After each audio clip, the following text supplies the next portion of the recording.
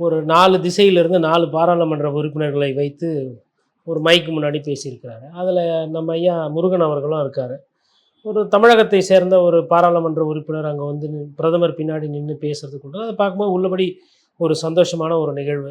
அது 1 நிமிஷம் 10 நிமிஷம்னாலும் சரி, அது ஒரு சந்தோஷம். பட் அதை தாண்டி அதில் என்ன செய்தினா, எதிர்க்கட்சிகளோட ஒத்துழைப்பு தேவை. எதிர்க்கட்சிகள் வந்து அமைதியாக இருந்து வாதங்கள்லாம் பண்ணி இந்த ஜனநாயக கடமையை ஆற்றணும். அப்போ தான் பாராளுமன்றம் சிறப்பாக வரும். அப்போ தான் மக்களுக்கு உண்டான சட்டங்கள் இயற்றமுடியும்னு கேட்டிருக்காரு. அந்த கருத்து இருக்கு இல்லைங்களா, இந்த கருத்து அவர் இன்னைக்கு கோரிக்கையாக வைத்தது ஒரு நல்ல கருத்து. ஆனால் இதை உள்ளபூர்வமாக வச்சிருக்காரா, இல்லை இது கேமராவுக்கு முன்னாடி இது சும்மா அவங்கள அமைதி பண்ணி சாப்பிட்டு பண்ணி அதுக்கு பண்ணாரா அப்படின்றத நம்ம பார்க்கணும். இந்த இன்னைக்கு சொல்லியிருக்க கருத்து பிரகாரம் அவர் எதிர்க்கட்சிகளோட ஒத்துழைப்பு அவர் கேட்டு பெறாரு அப்படின்னா, அப்போ எதிர்க்கட்சிகள் வைக்கக்கூடிய கோரிக்கைகளும் இவரும் கேட்கணும்.